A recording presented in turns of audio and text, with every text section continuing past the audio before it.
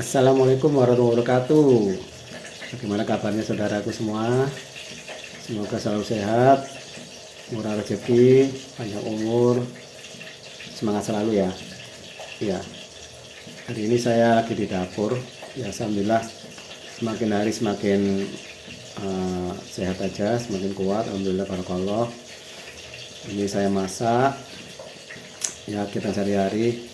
Jadi seperti halnya judul saya, GERD memang mengubah hidup saya tapi tidak menghentikan langkah saya. Bagaimana keseharian saya ya, ini masak dan lain-lain, dan nanti saya akan coba untuk bekerja juga, mulai aktivitas.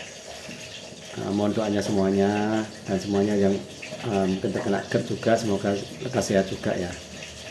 See you.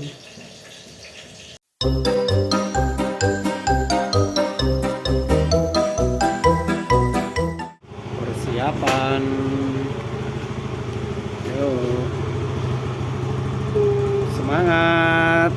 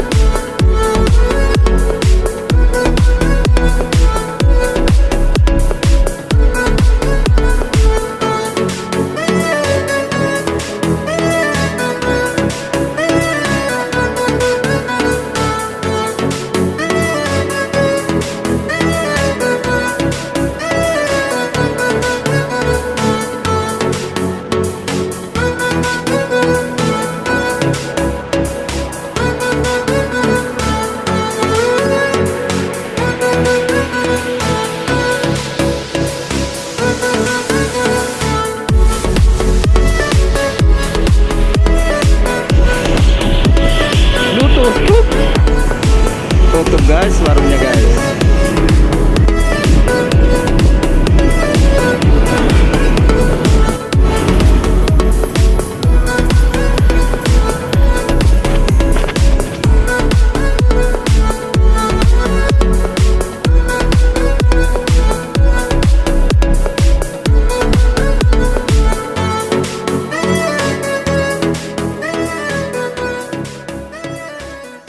Itu tadi kegiatan saya after ini ya, masih pemulihan ya, tapi harus berusaha, itu harus berusaha semakin kuat, itu harus dilatih terus ya.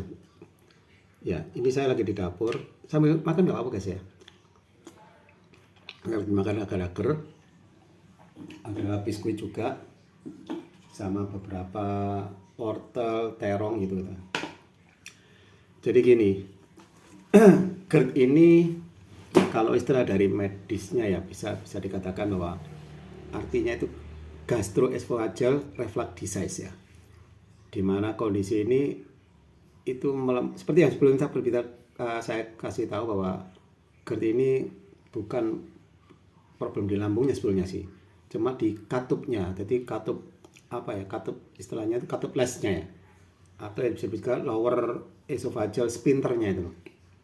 Jadi mulai kondisi di mana katupnya ini mulai melemah gitu loh. Jadi nggak bisa menutup dengan sempurna. Jadi makanan itu yang keluar masuk dari mulut kita ke kerongkongan terus mau ke lambung itu kan melalui katupnya itu. Nah katupnya ini yang nggak bisa nutup secara sempurna, sehingga pada saat asam lambungnya mulai produksi agak banyak, naik guys ke atas tuh sampai naik ke kerongkongan, mengiritasi kerongkongannya ini, esofagusnya ini. Kadang-kadang sampai naik ke pita suara juga ini, jadi iritasi sampai suara tadi serak atau macam-macam gitu ya. Yang pasti yang bisa diketahui bahwa GERD-nya ini bisa diketahui kalau misalnya tenggorokan jadi panas guys. Jadi istilahnya dokternya itu heartburn ya, heartburn. Nah pada saat itu sampai naik itu, nah ini mengiritasi semuanya ini, termasuk jantung, paru-paru, bahkan sampai ke kepala gitu loh. Jadi kalau misalnya kayak jantung berdebar, irama jantung yang gak karu-karuan gitu loh ya, terus dada semakin sesak gitu loh, terus apa lagi ya, keliengan gitu, terus telinga kayak berdenging gitu ya, berdenging ya gitu loh. Terus juga apa, nyeri dada sampai tembus ke belikat gitu loh, terus badan semuanya sakit semua gitu loh, terus pandangan kabur kayak gitu itu yang pernah saya alami semua itu.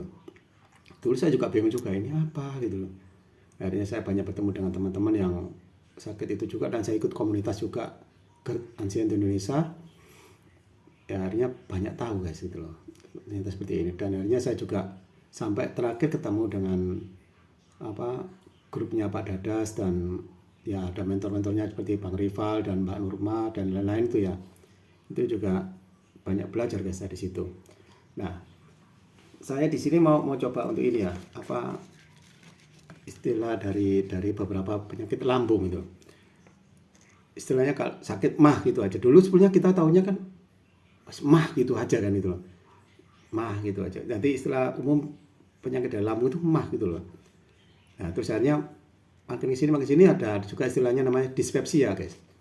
Nah, dispepsia sendiri itu sebenarnya gejala. Sekumpulan gejala-gejala seperti ulu hati sakit, begah, dan apa ya, mual-mual itu termasuk dari dispepsia. Nah, dispepsia sendiri itu dibagi dua. Ada yang namanya dispepsia organik dan dispepsia fungsional. Nah, kalau dispepsia organik itu berarti yang disebabkan oleh penyakit yang bisa diidentifikasi gitu loh. Berarti diketahui penyakitnya. Oh, sakitnya di ini ada iritasi di misalnya gastritis atau tukak lambung, itu termasuk dari dispepsia organik. Kalau dispepsia yang fungsional itu tidak diketahui gejalanya gitu loh. Jadi bukan kita diketahui sakitnya di mana, nggak tahu itu. Cuma ada kelainan-kelainan gitu aja. Ya macam seperti ini apa jenisnya, GERD ini termasuk ya, ini masuk dalam dispepsia fungsional. Terus ada lagi istilah-istilahnya gastritis peradangan pada apa lapisan lambung ya. Nanti ada juga namanya peptide disease, wah macam-macam guys. Wes itu nggak perlu. Juga ada juga ini, tahu juga ada juga ini iritasi H. pylori ya, Helicobacter pylori infection. Waduh istilahnya ini guys. Infeksi bakteri yang dapat menyebabkan gastritis tukak lambung. Nah, saya tidak lari ke situ aja, saya seputar di GERD aja, bahwa GERD ini banyak yang bilang bahwa sebenarnya penyakit yang tidak berbahaya, tapi membuat hidup kita makin kacau guys, beneran ini. Jadi kayak apa ya, fungsi kita itu jadi kayak gak normal semua gitu loh.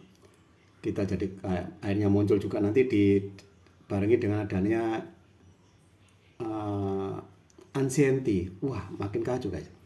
Jadi anxiety ini sebenarnya, kecemasan ini bukan pemicu awal untuk sakitnya ini ternyata, tapi dari katupnya lambung itu yang melemah, sehingga hanya anxiety ini berperan guys. Anxiety bikin kecemasan, jadinya bikin produksi asam lambung makin banyak, makin kacau guys. Jadi yang perlu ditangani sebenarnya awalnya adalah benahi dulu katup lambungnya itu. Nah nanti ada lagi namanya LPR. Waduh apalah. Oke guys, sampai di sini dulu vlog saya. Nanti next insya Allah saya coba untuk bikin sesi ini ya, cara sembuh dengan dari GERD versi saya sendiri ya. Jadi ikuti terus ya. Jangan lupa subscribe, like, komen ya. Tanya-tanya aja, nanti kalau bisa saya jawab, nanti saya jawab melalui vlog ini ya. Assalamualaikum warahmatullahi wabarakatuh.